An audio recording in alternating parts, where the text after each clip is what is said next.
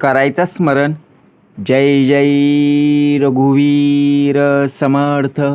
श्री समर्थ कृपेने एक सुंदर असा बोध, एक सुंदर असं श्रवण आपल्याला प्राप्त झालेलं आहे. या श्रवणाच्या माध्यमातून उत्तमाचं सामर्थ्यसुद्धा श्री समर्थांनी प्राप्त करून दिलेलं आहे. बघा प्रत्यक्षपणे भाग कसा दिलेला आहे, नक्कीच श्रवण करूया. समर्थ म्हणाले, आजूबाजूला अनेक शेजारी पाजारी राहत असतात, परंतु त्यांना काही गोष्टी बघा प्रत्यक्षपणे कळू लागतात. आपल्याला असं वाटतं की या गोष्टी शेजाऱ्यांना कळता कामा नये. का त्या गोष्टीचा आपल्याला बघा प्रत्यक्षात भय वाटतं, जर आपण विचार केला. एक दिवस असा येतो की ज्यांनी आपलं मन दुखावलंय ते बघा प्रत्यक्षपणे विसरून गेलेले आहेत,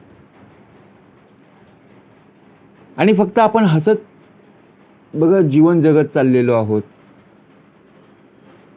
पण त्यातून आपल्याला सुद्धा बघा प्रत्यक्षात जाण असली पाहिजे. प्रत्येक गोष्ट आपण कुठलीही गोष्ट करत असताना आपण घाबरत असतो.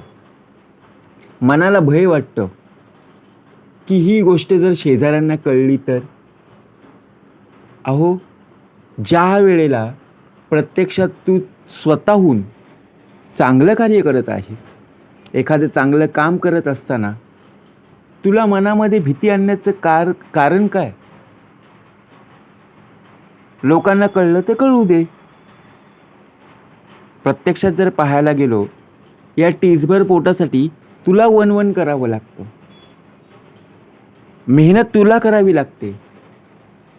बोलणं त्यांचं कर्तव्य आहे, करणं तुझं कर्तव्य आहे. विचार कर. आज पाहायला गेलो आपण बघा, एखाद्या ठिकाणी आपण कार्य करत असतो, काम करत असतो. आपल्याला त्या व्यक्तीने पाहिलेलं असतं की मी इथे काम करत आहे. मग आपल्याला असं वाटतं की अरे, मी या ठिकाणी काम करत आहे ना, म्हणून बघा प्रत्यक्षात आता लोक मला नावं ठेवतील. आता तुला चांगलं कार्य वाटतं, तुला बघा मेहनतीचे पैसे मिळत आहेत, तर नक्कीच ते कार्यसुद्धा चांगलं आहे. आणि बघा लोकांच्या नावं ठेवण्या इतपत तू वाईट कार्य केलेलं नाही आहेस.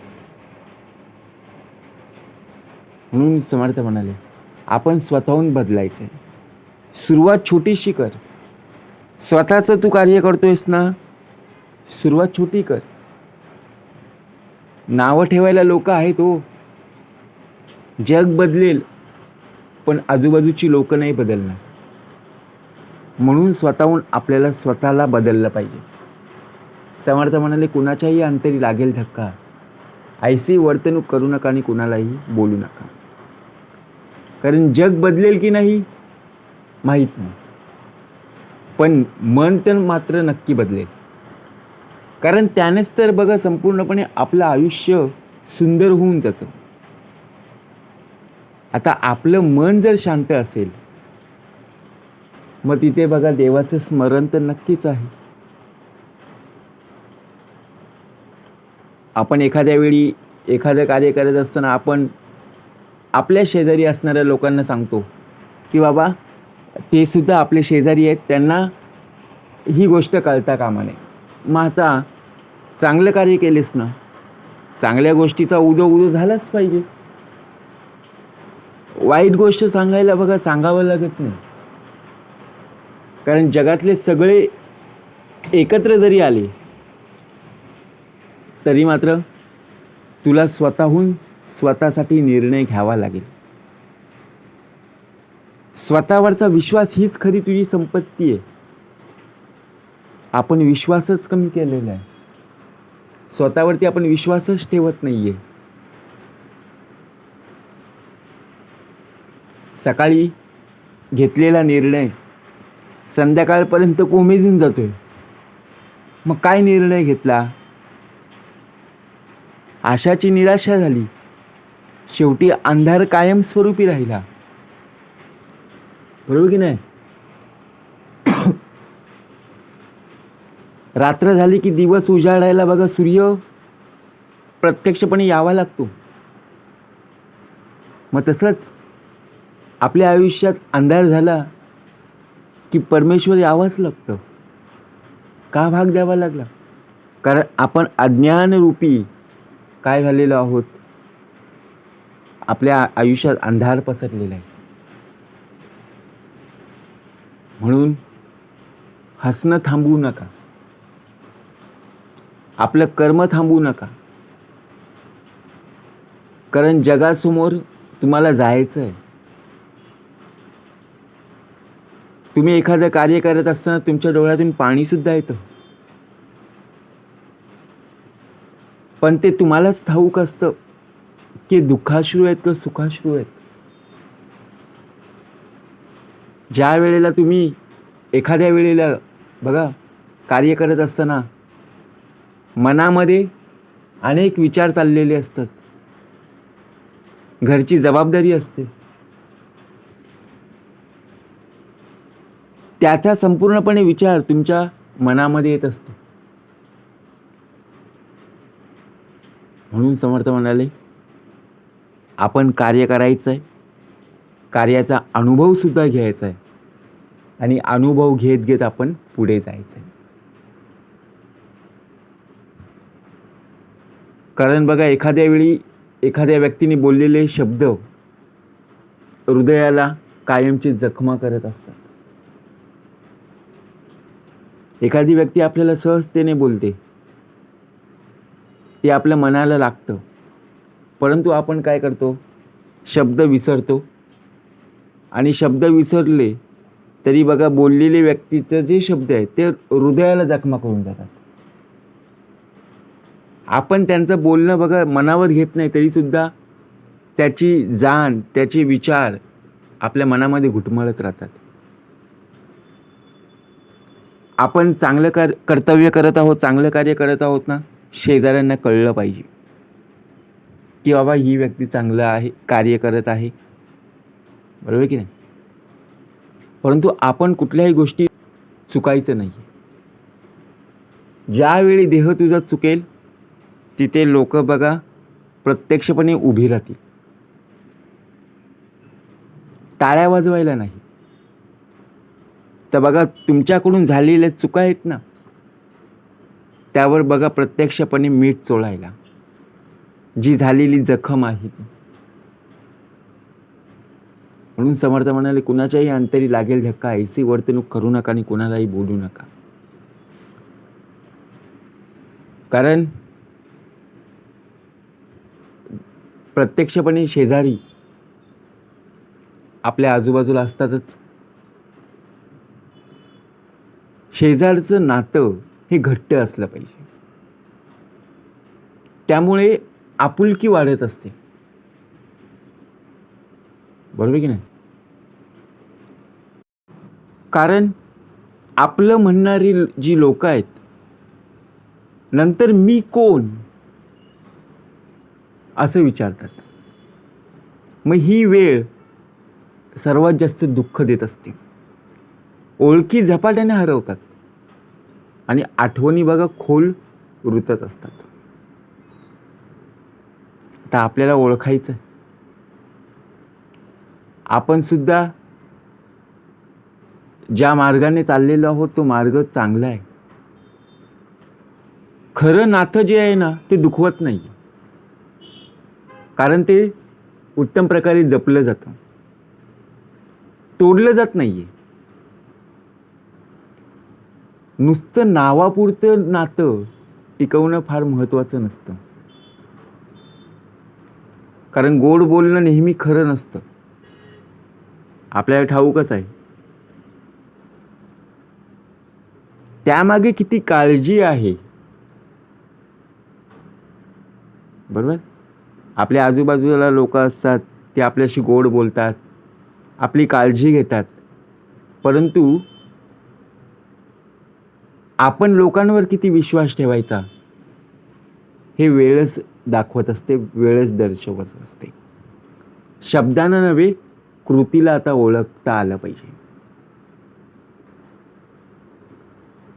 बरोबर की नाही? म्हणून लक्षात ठेव, कधी चुकतो आपण ते सुद्धा माणूस ओळखण्यातच. मग त्यांच्यासाठी स्वतःला हरवण्यात वेळ घालवण्यापेक्षा स्वतःची ओळख निर्माण कर. आणि बघ, प्रत्यक्षपणे माणसं लवकरच दूर होऊन बघा मजा पाहणारी आहेत. कारण आजच्या या परिस्थितीमध्ये लोक मदतीला धावून येत नाही आहेत. घरी असून सुद्धा बघा बोलवलं तरी बघा वेळच्या वेळी येत नाही आहेत. मग असं का होतं? काहीच दिलं नाही म्हणणारी लोक तुम्ही किती दिलंय हे कधीच पाहत नाही आहेत. आता तुम्ही स्वतःहून काहीतरी दिलंय, आपल्याला माहीत असतं की बाबा गरजेवेळी आपण त्यांना मदत केली होती, धावून गेलो होतो. परंतु आता समोरच्या व्यक्तीची जी स्मरणशक्ती आहे ना, ती पूर्णतः आता नष्ट होत चाललेली आहे. आज पाहायला गेलो तर आपल्याला स्मरणशक्ती घालून चालणार नाहीये. कोणीतरी विसरलं असलं तरी बघा आपण स्वतःला विसरू नका. समोरची व्यक्ती विसरल्याने विसरू दे. कारण तुमचं अस्तित्व तुमचं बळ आहे. आपल्या आयुष्यात नवीन माणसं येतात, नवीन माणसं जातात सुद्धा. पण तुमचं स्वतःशी असलेलं जे नातं आहे ना, ते टिकवता आलं पाहिजे. कारण का, आज जर पाहायला गेलो ना, संपूर्णतः आपला देह नष्ट होत चाललेला आहे. कारण का, आपली स्मरण शक्ती खालावली गेली. आयुष्य किती थकलं असलं तरी नवा दिवस बघा नवीन आशा घेऊन येत असतो. ती ओळखता आली पाहिजे. नवीन दिवसाची नवीन सुरुवात आपल्याला करता आली पाहिजे. आज ते माझ्यासोबत असतील की नाही मला माहीत नाही, परंतु मला उत्तम प्रकारे चांगल्या कार्याने बघा सुरुवात करता आली पाहिजे. जशी संध्याकाळ होऊन बघा रात्र होते आणि शेवटी बघा दुसऱ्या दिवशी नवीन दिवस उजाडतो, तशीच नवीन प्रभात, नवीन पहाट, नवीन आयुष्य आपल्याला उत्तम प्रकारे बघा पाहायला मिळत असते. फक्त काय विचार करणं गरजेचं आहे की माझ्या आयुष्यात मी केलेलं कार्य, मला जे जमतं त्यामध्ये मग मला मिळालेला जो आनंद असेल, समाधान असेल आणि त्यातून मिळणारे मेहनतीतून पैसे, हे माझ्यासाठी खूप महत्त्वाचे आहे. इथे लोकांचा विचार करू नकोस, इथे शेजारी पाजाऱ्यांचा विचार करू नकोस की तू केलेलं कार्याला लोक हसतील, लोक नावं ठेवतील, याचा विचारसुद्धा करू नकोस. कारण तू उत्तम प्रकारे कार्य करत आहेस. तुला तुझ्या कार्यामध्ये आनंदसुद्धा मिळत आहे. तू तुझ्या कार्याला उत्तम प्रकारे वेळसुद्धा देत आहेस. मग विचार लोकांचा करण्यापेक्षा स्वतःचा विचार कर आणि बघा उत्तम प्रकारे आत्मविश्वास प्रगट कर. जय जय रघुवीर समर्थ.